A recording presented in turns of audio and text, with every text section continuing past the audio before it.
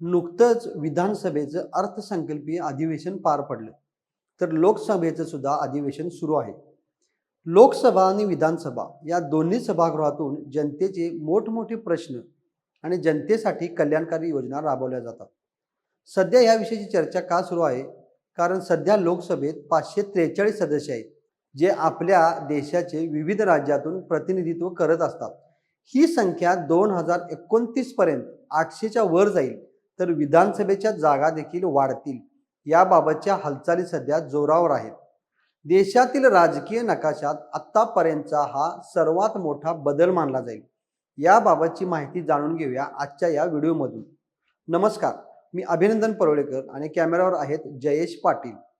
राज्यात विधानसभा आणि देशात लोकसभा या दोन सदनांना फार मोठे महत्त्व आहे.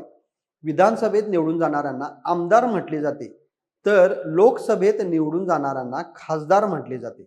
यातूनच विधानसभेद्वारे राज्याचा कारभार तर लोकसभेद्वारे देशाचा कारभार चालवला जातो.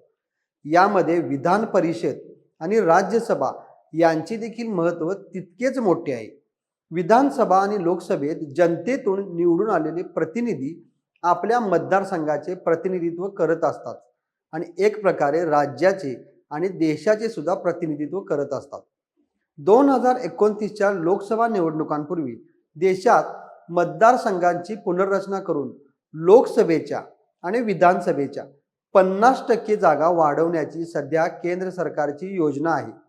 महाराष्ट्राचा विचार केल्यास सध्या 48 लोकसभेच्या जागा 72 होण्याची शक्यता आहे. तर देशाचा विचार केल्यास लोकसभेच्या 543 जागा असणारी ही लोकसभा आता 816 सदस्यांची असेल. महत्त्वाचं म्हणजे या वाढीव जागा महिलांसाठी राखीव ठेवण्याचा देखील विचार सुरू आहे. कारण महिलांचे आरक्षण 33% करण्यात येणार आहे. या दोन्ही विषयासाठी येत्या 16 ते 18 एप्रिल रोजी विशेष अधिवेशन देखील केंद्र सरकारने बोलावण्याची तयारी केली आहे. तर विधानसभेच्या बाबतीत 288 जागा असलेल्या महाराष्ट्रात या विधानसभा वाढून 350 विधानसभा मतदारसंघ होण्याची शक्यता वर्तवली जात आहे.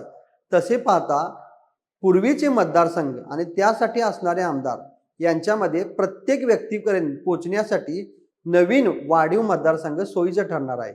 लोकसभेचा विचार केल्यास आंध्र प्रदेश, तेलंगणा, कर्नाटक, तमिळनाडू आणि केरळ या दक्षिणेकडील राज्यांनी मागील काही दशकात लोकसंख्या वाढीवर नियंत्रण ठेवलं आहे.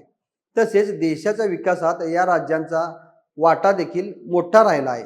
महाराष्ट्राचा विचार केल्यास महाराष्ट्र दक्षिण आणि उत्तर या दोन्ही ध्रुवांमधील मध्य म्हणता येईल. महाराष्ट्राचं योगदान सुद्धा तितकंच मोठं आहे. त्या तुलनेत उत्तर भारतात परिस्थिती उलट आहे. तिथे लोकसंख्येचं प्रमाण जास्त आहे आणि विकास दर त्या मानाने कमी आहे. याच मुद्दा जागा वाढीवरून मतमतांतरासाठी महत्त्वाचा ठरला आहे. यावर तोडगा म्हणून या पुनर्रचनेसाठी 2011ची जनगणना ग्राह्य मानली जाईल.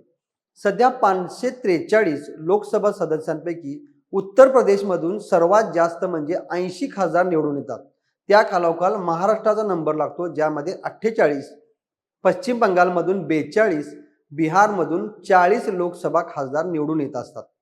निवडून दिले जाणाऱ्यांमध्ये आंध्र प्रदेशमध्ये 42, अरुणाचल प्रदेशमधून 2 खासदार, आसाममधून 14, छत्तीसगडमधून 11, गोव्यातून 2, गुजरातमधून 26, हरियाणातून 10, हिमाचल प्रदेशमधून 4, जम्मू काश्मीरमधून 6, झारखंडमधून 14, तर कर्नाटकमधून 28, केरळमधून 20, मध्य प्रदेशमधून 29, मणिपूरमधून 2, मेघालयमधून 2 आणि मिझोराम आणि नागालँडमधून प्रत्येकी 1, तर ओडिसामधून 21, पंजाबमधून 13, राजस्थानमधून 25, सिक्कीममधून 1, तमिळनाडूमधून 39, तर त्रिपुरामधून 2, उत्तराखंडमधून 5. त्याचबरोबर केंद्रशासित प्रदेशांमध्ये अंदमान निकोबार, चंदीगड, दादर नगर हवेली, दमन दीव आणि लक्षद्वीप आणि पॉंडिचेरी मधून प्रत्येकी 1, तर दिल्लीमधून 7 खासदार निवडून दिले जातात.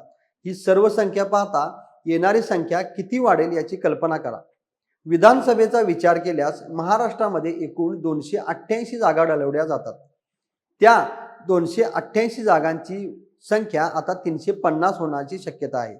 यासोबतच आणखीन एक महत्त्वाचा बदल पाहायला मिळणार आहे, तो म्हणजे महिलांना मिळणारे 33% आरक्षण.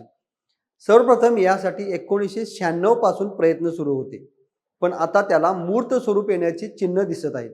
1996 नंतर अटल बिहारी वाजपेयी सरकारच्या काळात तर महिलांच्या आरक्षणासाठी 4 वेळा प्रयत्न केले गेले, ते सुद्धा अयशस्वी ठरले. त्यानंतर 2010च्या सरकारने सुद्धा असे प्रयत्न करून पाहिले.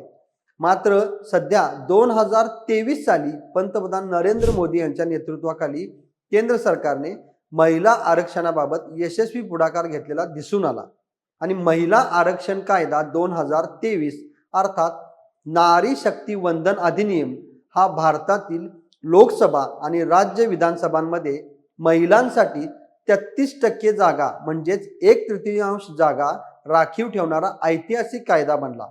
एकूण महिलांचे सक्षमीकरण करताना राजकीय प्रतिनिधित्व वाढवून त्यांना अधिक संधी देणे, यासोबतच मतदारसंघाची पुनर्रचना करून विकास गती वाढवणे, या दोन्ही गोष्टी ऐतिहासिक ठरणार आहेत. याबाबत तुम्हाला काय वाटतं? महिलांना 33% राजकीय आरक्षण देऊन महिलांचे प्रतिनिधींची संख्या वाढवल्याने महिलांसाठी अजून संधी निर्माण होतील का? त्याचबरोबर लोकसभेच्या आणि विधानसभेच्या वाढलेल्या जागांमुळे कमी मतदारसंघात जास्तीत जास्त लोकांपर्यंत पोहोचणे प्रतिनिधींना सहज शक्य होईल का? याबाबत तुमच्या प्रतिक्रिया आम्हाला नक्की कळवा आणि महा MTVच्या YouTube चॅनलला सबस्क्राईब करा. धन्यवाद.